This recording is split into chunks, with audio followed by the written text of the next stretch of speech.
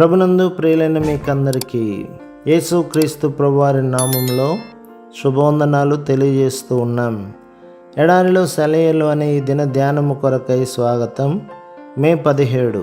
40 ఏండ్లైన పిమ్మట సీనాయి పర్వతారణ్యమందు దేవదూత అతనికి అగపడెను. రమ్ము, నేనిప్పుడు నిన్ను ఐగుప్తునకు పంపుదనని అతనితో చెప్పెను. అపోస్తుల కార్యములు 7వ అధ్యాయం 30 నుండి 34 వచనం వరకు.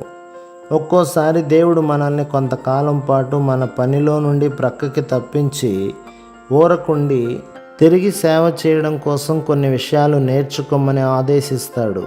ఇలా ఎదురు చూస్తున్న కాలం అంతా వ్యర్థమైందని అనుకోవడానికి వీలు లేదు.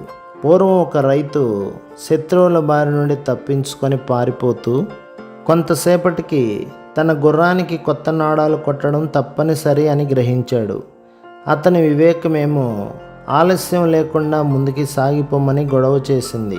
అయితే అంతకంటే ఎక్కువైన వివేచన శక్తి ఏమో కుమ్మరి పనివాని కొలిమి దగ్గర ఆగి ఆ నాడ వేయించడమే మంచిదని బోధించింది.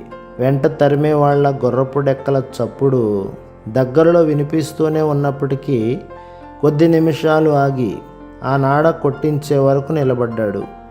ఇక శత్రువులు 100 గజాల దూరంలోకి వచ్చేశారనగా గుర్రం మీదకి లంఘించి మెరుపులాగా మాయమయ్యాడు. అతను అక్కడ ఆగడం వల్ల అయిన ఆలస్యం అతని వేగాన్ని పెంచిందని అతనికి తెలుసు. ఎన్నోసార్లు మనం పరిగెత్తాలని ఉవ్వళ్ళూరుతున్నప్పుడు దేవుడు మనల్ని ఆగమంటాడు.